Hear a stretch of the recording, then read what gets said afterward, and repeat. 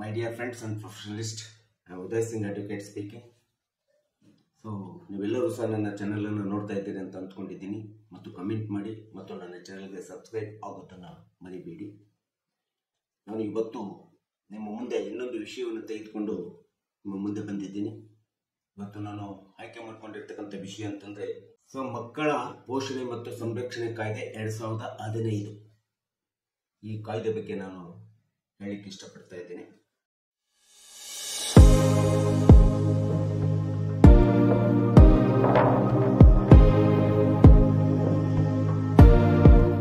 ಮಕ್ಕಳ ಮತ್ತು ಪೋಷಣೆ ಕಾಯ್ದೆ ಸಂರಕ್ಷಣಾ ಕಾಯ್ದೆ ಎಂಬತಕ್ಕಂಥದ್ದು ಈ ದೇಶದಲ್ಲಿ ಬಹಳಷ್ಟು ಹಿಂದೆ ಜಾರಿಗೊಳಿಸಿದ್ದಾರೆ. ಆದರೆ ಅದನ್ನು ರೀಪ್ಲೇಸ್ಮೆಂಟ್ ಮಾಡ್ಕೊಳ್ತಾ ಬಂದು 2015ರಲ್ಲಿ ಮತ್ತು 2021ರಲ್ಲಿ ಮತ್ತು 2023ರಲ್ಲಿ ಈ ತರ ರೀಪ್ಲೇಸ್ಮೆಂಟ್ ಮಾಡ್ಕೊಳ್ತಾ ಬಂದಿದ್ದಾರೆ.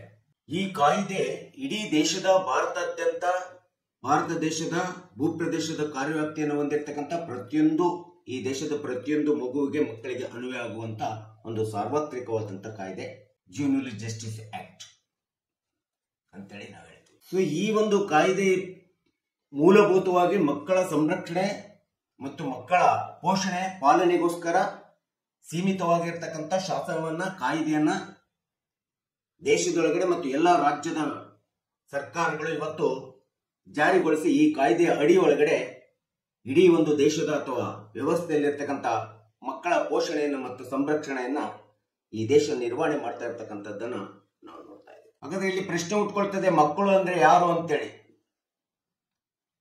ಸಹಜವಾಗಿ 15 ವರ್ಷದ ಒಳಗಡೆ ಇರ್ತಕ್ಕಂಥ ಪ್ರತಿಯೊಂದು ಮಗು, ಅದು ಗಂಡಾಗಿರ್ಬೋದು ಅಥವಾ ಹೆಣ್ಣಾಗಿರ್ಬೋದು, ಇವರೆಲ್ಲರನ್ನ 18 ವರ್ಷದ ಒಳಗಡೆ ಇರ್ತಕ್ಕಂಥ ಪ್ರತಿಯೊಂದು ಮಗುವನ್ನ ನಾವು ಮಕ್ಕಳು ಅಂತೇಳಿ ಪರಿಗಣಿಸಬೇಕಾಗುತ್ತೆ. ಪ್ರತಿಯೊಬ್ಬ ಪೋಷಕನ, ಪ್ರತಿಯೊಬ್ಬ ಸಾರ್ವಜನಿಕನ, ಪ್ರತಿಯೊಬ್ಬ ನಾಗರಿಕರ ಆದ್ಯ ಕರ್ತವ್ಯವಾಗಿದೆ ಈ ಸಮಾಜದಲ್ಲಿ, ಈ ದೇಶದಲ್ಲಿ ಹುಟ್ಟಿದಂತ ಪ್ರತಿಯೊಂದು ಮಗುವನ್ನ ಪೋಷಣೆ ಮಾಡತಕ್ಕಂಥದ್ದು, ಲಾಲನೆ ಮಾಡತಕ್ಕಂಥದ್ದು, ಆ ಮಗುವನ್ನ ಸಂರಕ್ಷಣೆ ಮಾಡತಕ್ಕಂಥ ಗುರುತರವಾದಂತ ಕಾನೂನುಬದ್ಧವಾದಂತ ಮತ್ತು ನೈತಿಕವಾದಂತ ಜವಾಬ್ದಾರಿಯನ್ನ ಪ್ರತಿಯೊಬ್ಬ ಪ್ರಜೆ ಅಥವಾ ನಾಗರಿಕನು ಹೊಂದಿರಬೇಕಂತೇಳಿ ಈ ಜುವೆನೈಲ್ ಜಸ್ಟಿಸ್ ಆಕ್ಟ್ ಹೇಳ್ತಾ ಇದೆ. ಈ ಒಂದು ಜುವೆನೈಲ್ ಜಸ್ಟಿಸ್ ಆಕ್ಟ್ ಪ್ರಕಾರ ನಾವು ಇಡೀ ಒಂದು ಮಕ್ಕಳನ್ನ 3 ವಿಧದಲ್ಲಿ ವಿಂಗಡಣೆ ಮಾಡಿ ನೋಡ್ತಾ ಇದ್ದೇವೆ. ಒಂದು ವರ್ಷದಿಂದ 7 ವರ್ಷದವರೆಗೆ ಇರ್ತಕ್ಕಂಥ ಮಕ್ಕಳನ್ನ ನಾವು ಮೈನರ್ ಅಂತೇಳಿ ಈ ಕಾಯ್ದೆ ಅಡಿಯಲ್ಲಿ ಪರಿಗಣಿಸ್ತೀವಿ. ಮತ್ತೆ 8 ವರ್ಷದಿಂದ 15 ವರ್ಷದವರೆಗೆ ಇರ್ತಕ್ಕಂಥ ಮಕ್ಕಳನ್ನ ಚಿಲ್ಡ್ರನ್ ಅಂತೇಳಿ ನಾವು ಪರಿಗಣಿಸ್ತೀವಿ, ಮಕ್ಕಳು ಅಂತೇಳಿ ಪರಿಗಣಿಸ್ತೀವಿ. ಮತ್ತು 16ರಿಂದ 18 ವರ್ಷದವರೆಗೆ ಇರ್ತಕ್ಕಂಥ ಮಕ್ಕಳನ್ನ ಅಡಲ್ಟ್ ಚೈಲ್ಡ್ ಅಥವಾ ಅಡಲ್ಟ್ ಚಿಲ್ಡ್ರನ್ ಅಂತೇಳಿ ನಾವು ಪರಿಗಣಿಸ್ತಾ ಇದ್ದೀವಿ. ಸೊ ಈ ಒಂದು ಕಾಯ್ದೆ ಅಡಿಯಲ್ಲಿ ಯಾವುದೇ ವಿಧವಾದಂತ ಇಂಥ ಒಂದು ಮಕ್ಕಳು 18 ವರ್ಷದ ಒಳಗಡೆ ಇರ್ತಕ್ಕಂಥ ಮಕ್ಕಳು ಏನಾದರೂ ಯಾವುದೇ ಕಾನೂನು ಬಾಹಿರ ಕಳ್ಳತನ, ಸುಳ್ಳು, ಡಕಾಯಿತು, ರಾಬರಿ, ರೇಪ್ ಅಥವಾ ಮರ್ಡರ್ ಎಂಬತಕ್ಕಂಥ ವ್ಯವಸ್ಥೆ ಬಂದಾಗ ಇವರಿಗೆ ಯಾವುದೇ ವಿಧವಾದಂತ ಡೆತ್ ಸೆಂಟೆನ್ಸ್ ಅನ್ನ ಅಥವಾ ಲೈಫ್ ಇಂಪ್ರಿಸನ್ಮೆಂಟ್ ಅನ್ನ ಕೊಡಬಾರ್ದು ಅಂತೇಳಿ ಈ ಒಂದು ಕಾಯ್ದೆ ಅಡಿಯಲ್ಲಿ ಮೊದಲು ಇತ್ತು. ಈಗಲೂ ಇದೆ, ಆದ್ರೆ ಅದರ ಹಂತ ಬದಲಾವಣೆ ಆಗಿರ್ತಕ್ಕಂಥದ್ದನ್ನ ನಾವು ನೋಡ್ತಾ ಇದ್ದೀವಿ.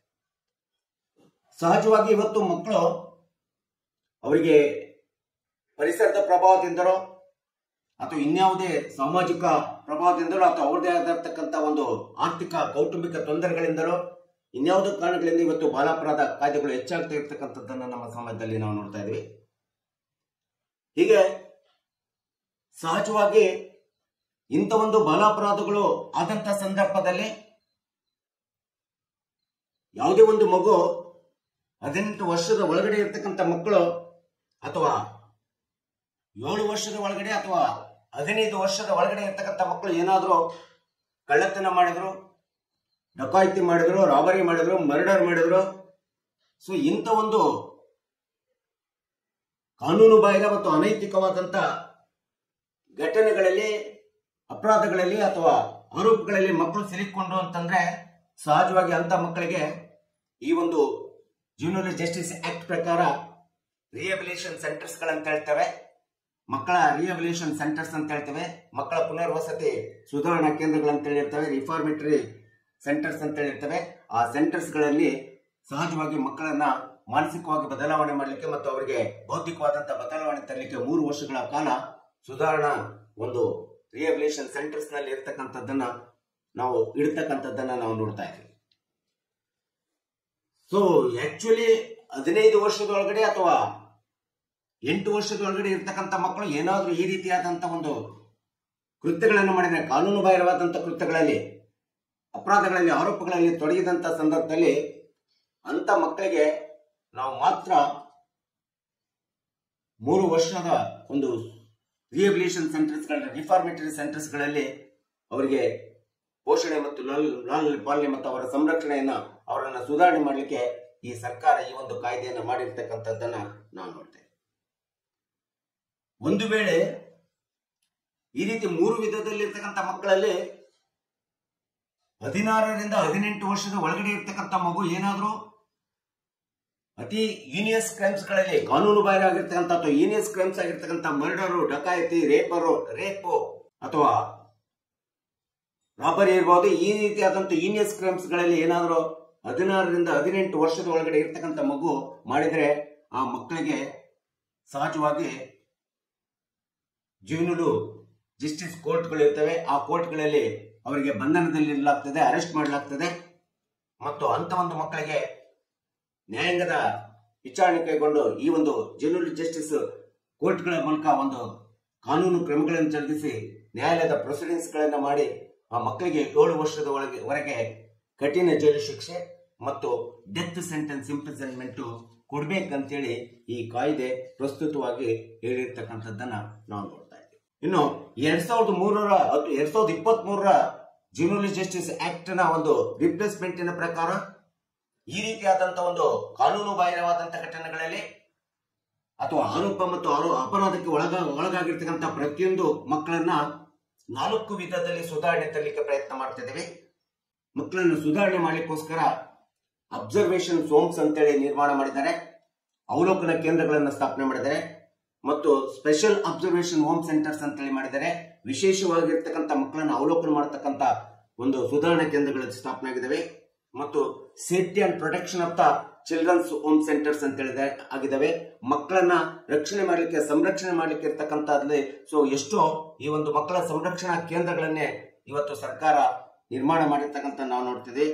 ಕೊನೆಯದಾಗಿ ಪೋಷಣೆ ಮತ್ತು ಮಕ್ಕಳ ಸಂರಕ್ಷಣಾ ಕಾಯ್ದೆ ಎಂಬತಕ್ಕಂಥದ್ದು JJ ಆಕ್ಟ್ ನ ಪ್ರಕಾರ ಹಲವಾರು ಜುವೆನೈಲ್ ಜಸ್ಟಿಸ್ ಕೇಂದ್ರಗಳನ್ನು ಕೂಡ ಮಕ್ಕಳ ಪೋಷಣೆ ಮತ್ತು ಸಂರಕ್ಷಣೆ ಮಾಡತಕ್ಕಂಥ ಕೇಂದ್ರಗಳನ್ನು ಸ್ಥಾಪನೆ ಮಾಡಿರ್ತಕ್ಕಂಥದ್ದನ್ನ ನಾವು ನೋಡ್ತೇವೆ. ಈ ರೀತಿ 4 ವಿಧದಲ್ಲಿ ಹೀಗೆ ಅಪರಾಧಕ್ಕೆ ಅಥವಾ ಆರೋಪಕ್ಕೆ ಅಥವಾ ಅಹಿತಕರವಾದಂತ ಒಂದು ಘಟನೆಗಳಲ್ಲಿ, ಕಾನೂನು ಬಾಹಿರ ಘಟನೆಗಳಲ್ಲಿ ತೊಡಗಿಸಿಕೊಂಡಂತ ಮಕ್ಕಳನ್ನ ಸುಧಾರಣೆ ಮಾಡಲಿಕ್ಕೋಸ್ಕರ ಈ ರೀತಿಯಾದಂತ 4 ವಿಧವಾದಂತಹ ಸುಧಾರಣೆಗಳ ಮೂಲಕ ಅವರನ್ನ ಸಂಪೂರ್ಣವಾಗಿ ಸುಧಾರಣೆ ಮಾಡಿ ಸಮಾಜದ ಮುಖ್ಯವಾಹಿನಿಗೆ ತರಲಿಕ್ಕೆ ಇವತ್ತು ಜುವೆನೈಲ್ ಜಸ್ಟಿಸ್ ಆಕ್ಟ್ ತನ್ನದೇ ಆದಂತಹ ಸಕ್ರಿಯ ಪಾತ್ರ ನಿರ್ವಹಣೆಯನ್ನ ಮಾಡ್ತಾ ಇದೆ ಎಂಬತಕ್ಕಂಥದ್ದನ್ನ ನಾವಿಲ್ಲಿ ಮರಿಬಾರ್ದಾಗುತ್ತೆ.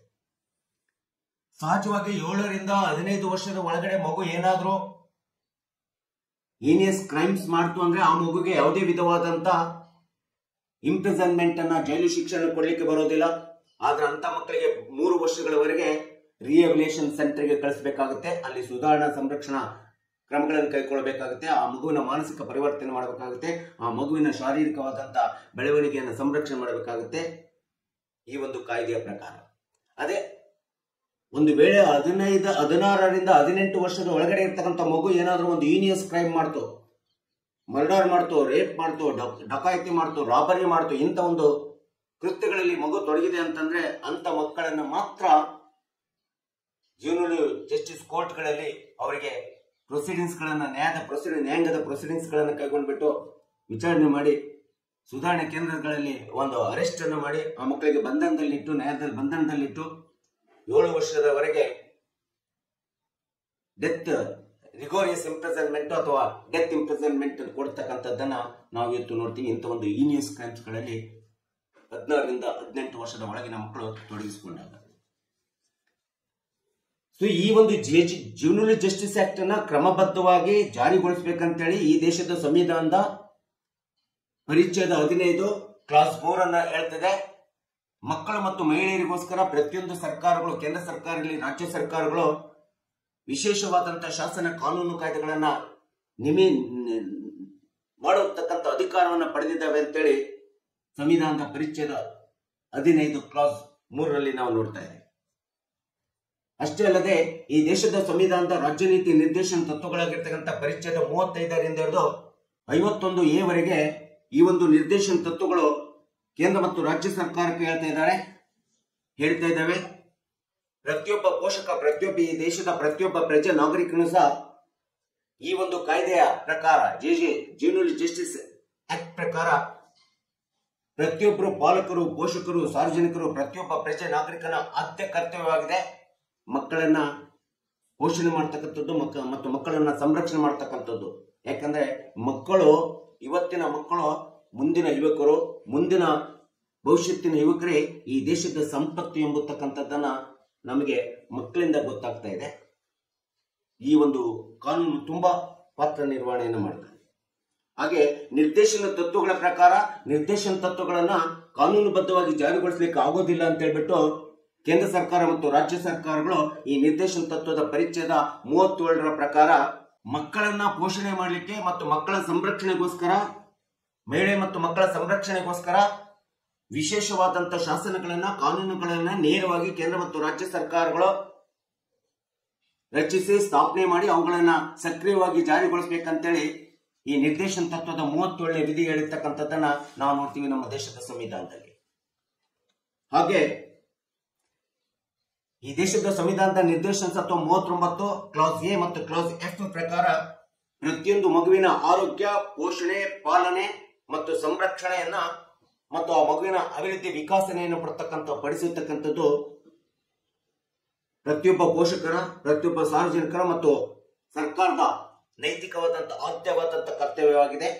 ಅಷ್ಟೇ ಅಲ್ಲದೆ ಯಾವುದೇ ಮಗು ಯಾವುದೇ ವಿಧವಾದಂತಹ ಶೋಷಣೆಗೆ ಒಳಗಾಗದೆ ಒಂದು ಸಂರಕ್ಷಣಾತ್ಮಕವಾಗಿ ಆ ಮಗುವಿನ ಭೌತಿಕ ಮತ್ತು ಶಾರೀರಿಕ ವಿಕಾಸನೆ ಆಗುವಂತೆ ನೋಡ್ಕೊಳ್ಳತಕ್ಕಂಥದ್ದು ಪ್ರತಿಯೊಂದು ಸರ್ಕಾರಗಳ ನೈತಿಕ ಹೊಣೆ, ನೈತಿಕ ಕರ್ತವ್ಯ ಅಂತೇಳಿ ಈ ಪರಿಚ್ಛೇದ ಹೇಳ್ತಕ್ಕಂಥದ್ದನ್ನ ನಾವು ನೋಡ್ತೇವೆ. ಅದರ ಜೊತೆಗೆ 47ನೇ ನಿರ್ದೇಶನ ತತ್ವ, ಸಂವಿಧಾನದ ನಿರ್ದೇಶನ ತತ್ವ ಹೇಳ್ತದೆ ಪ್ರತಿಯೊಂದು ಮಗುವಿಗೂ ಸಹ ಯಾವುದೇ ವಿಧವಾದಂತ ಪೌಷ್ಟಿಕಾಹಾರದಿಂದ ಕೊರತೆ ಆಗಬಾರ್ದು. ಪ್ರತಿಯೊಂದು ಮಗುವಿಗೂ ಪೌಷ್ಟಿಕಾಹಾರ ಸಿಗಬೇಕು, ಸಾರ್ವಜನಿಕವಾಗಿ ರಕ್ಷಣೆ ಸಿಗಬೇಕು, ಮಕ್ಕಳ ಆರೋಗ್ಯ ಮತ್ತು ಇಡೀ ಒಂದು ದೇಶದ ಸಮಾಜದ ಮಕ್ಕಳ ಜೀವನ ಮಟ್ಟವನ್ನ ಸುಧಾರಣೆ ಮಾಡಿಕೊಂಡು ಹೋಗತಕ್ಕಂತ ಒಂದು ಆದ್ಯ ಕರ್ತವ್ಯ, ನೈತಿಕ ಹೊಣೆ ಈ ಕೇಂದ್ರ ಸರ್ಕಾರ ಮತ್ತು ರಾಜ್ಯ ಸರ್ಕಾರಗಳಿಗೆ ಇದೆ ಅಂತೇಳಿ ಈ ಕಾನೂನಿನ ಜ್ಯುವೆನೈಲ್ ಜಸ್ಟಿಸ್ ಆಕ್ಟ್ ನ ಅಡಿ ಒಳಗಡೆ ಸಂವಿಧಾನದ ನಿರ್ದೇಶನದ ತತ್ವಗಳು ಈ ಎಲ್ಲ ಪರಿಚ್ಛೇದಗಳು ಹೇಳ್ತಕ್ಕಂಥದ್ದನ್ನ ನಾವು ಇಲ್ಲಿ ಮರಿಬೇಡಾಗಿದೆ. ಹೀಗೆ ಜ್ಯುವೆನೈಲ್ ಜಸ್ಟಿಸ್ ಆಕ್ಟ್ ಪ್ರಕಾರ ಸೆಕ್ಷನ್ 4 ಅನ್ನ ನಾವು ನೋಡ್ತಾ ಹೋದ್ರೆ CRPC 1973 ಅಡಿ ಒಳಗಡೆ ಪ್ರತಿಯೊಂದು ರಾಜ್ಯದಲ್ಲೂ ಸಹ ಈ ರೀತಿಯಾದಂತಹ ಮಕ್ಕಳನ್ನ ಸಂರಕ್ಷಣೆ ಮಾಡ್ಲಿಕ್ಕೋಸ್ಕರ, ರಕ್ಷಿಸಲಿಕ್ಕೋಸ್ಕರ ಜ್ಯುವೆನೈಲ್ ಜಸ್ಟಿಸ್ ಬೋರ್ಡ್ಗಳನ್ನ ಪ್ರಾರಂಭ ಮಾಡಿದ್ದಾರೆ. ಸದ್ಯ 33ರಿಂದ 34 ಬೋರ್ಡ್ಗಳು ಕರ್ನಾಟಕ ರಾಜ್ಯದಲ್ಲಿ ಕಾರ್ಯನಿರ್ವಹಣೆಯನ್ನು ಮಾಡ್ತಿದ್ದಾರೆ. ಮಕ್ಕಳನ್ನ ರಕ್ಷಣೆ ಮಾಡ್ಲಿಕ್ಕೆ, ಮಕ್ಕಳನ್ನ ಪೋಷಣೆ ಮಾಡ್ಲಿಕ್ಕೆ ಮತ್ತು ಪಾಲನೆ ಮಾಡ್ಲಿಕ್ಕೆ.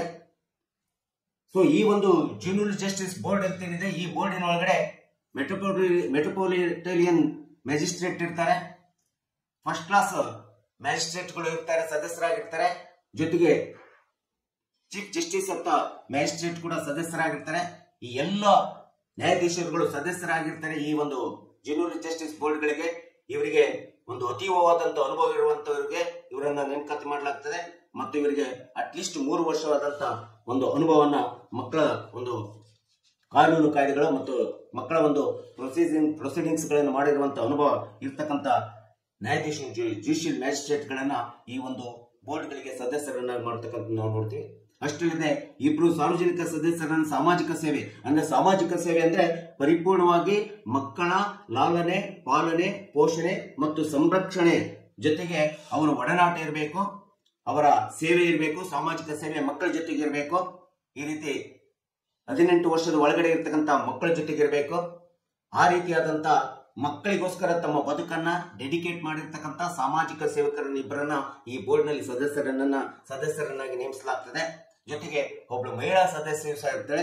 ಆ ಮಹಿಳಾ ಸದಸ್ಯರು ಸಹ ಸುಮಾರು 15ರಿಂದ 20 ವರ್ಷದ ಜೊತೆಗೆ ಮಕ್ಕಳ ಜೊತೆಗೆ ಪೋಷಣೆ, ಮಕ್ಕಳ ಜೊತೆಗೆ ಪಾಲನೆ, ಮಕ್ಕಳ ಸಂರಕ್ಷಣೆ, ಮಕ್ಕಳ ಒಂದು ಮಾನಸಿಕ ಮತ್ತು ಶಾರೀರಿಕವಾದಂತಹ ಆಗುಹೋಗುಗಳ ಬಗ್ಗೆ ಮತ್ತು ಕಾನೂನಿನ ಬಗ್ಗೆ ಜೂನಿಯರ್ ಜಸ್ಟಿಸ್ ಆಕ್ಟ್ ಬಗ್ಗೆ ತಿಳ್ಕೊಂಡು ಮಕ್ಕಳಿಗೋಸ್ಕರ ಸಾಮಾಜಿಕ ಸೇವೆಯಲ್ಲಿ ತೊಡಗಿಸಿಕೊಂಡಿರ್ತಕ್ಕಂಥ ಒಬ್ಬ ಮಹಿಳೆಯನ್ನು ಸಹ ಈ ಒಂದು ಕೇಂದ್ರಕ್ಕೆ ಸದಸ್ಯರನ್ನಾಗಿ ಮಾಡ್ತಕ್ಕಂಥದ್ದನ್ನ ನಾವು ನೋಡ್ತಾ ಇದ್ದೀವಿ. ಜೂನಿಯರ್ ಜಸ್ಟಿಸ್ ಆಕ್ಟ್ ನಿಂದ ಇಂಥ ಒಂದು ವ್ಯವಸ್ಥೆ ಇರ್ತದೆ. ಸೊ ಈ ರೀತಿಯಾದಂತಹ ಜೂನಿಯರ್ ಬೋರ್ಡ್ ತನ್ನದೇ ಆದಂಥ ಕೆಲಸವನ್ನ ಮಾಡ್ತಾ ಇದೆ. ಸೊ ಪ್ರಸ್ತುತ 2023ರಲ್ಲಿ ಸುಮಾರು 30 ಜೂನಿಯರ್ ಜಸ್ಟಿಸ್ ಮೊಕದ್ದಮೆಗಳು ಈ ರಾಜ್ಯದಲ್ಲಿ, ಕರ್ನಾಟಕ ರಾಜ್ಯದಲ್ಲಿ ದಾಖಲಾಗಿರ್ತಕ್ಕಂಥದ್ದನ್ನು ನಾವು ಇವತ್ತು ನೋಡ್ತಾ ಇದ್ದೀವಿ.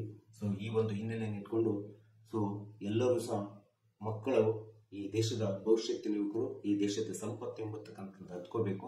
ಮತ್ತು ಈ ಜೂನಿಯರ್ ಆಕ್ಟ್ ಒಳಗಡೆ ಮಕ್ಕಳಿಗೆ ಎಷ್ಟು ಮಟ್ಟಿಗೆ ಒಂದು ಕಾನೂನಿನ ಸೌಲಭ್ಯವನ್ನು ಕೊಡಲಾಗಿದೆ ಎಂಬತಕ್ಕಂಥದ್ದನ್ನು ಸಾರ್ವಜನಿಕರು ತಿಳ್ಕೊಳ್ಳಿ ಅಂತ ಹೇಳ್ಬಿಟ್ಟು ನಾನು ಈ ವಿಡಿಯೋವನ್ನು ಮಾಡಿದ್ದೀನಿ. ದಯವಿಟ್ಟು ಈ ವಿಡಿಯೋ ಇಷ್ಟ ಆಗಿದ್ದರೆ ನೀವೆಲ್ಲರೂ ಸಹ ನನ್ನ ವಿಡಿಯೋನ ವಾಚ್ ಮಾಡಿ ಮತ್ತು ಕಮೆಂಟ್ ಮಾಡಿ ಮತ್ತು ನನ್ನ ವಿಡಿಯೋಗೆ ಸಬ್ಸ್ಕ್ರೈಬ್ ಆಗೋದನ್ನು ಮರಿಬೇಡಿ ಅಂತ ಹೇಳ್ತಾ ನಾನು ಇನ್ನೊಂದು ವಿಷಯವನ್ನು ತೆಗೆದುಕೊಂಡು ನಿಮ್ಮ ಮುಂದೆ ಬರ್ತೀನಿ. ಇವತ್ತಿನ ವಿಡಿಯೋಕ್ಕೆ ವಿರಾಮವನ್ನು ನೀಡ್ತೀನಿ. ಜೈ ಹಿಂದ್, ಜೈ ಕರ್ನಾಟಕ.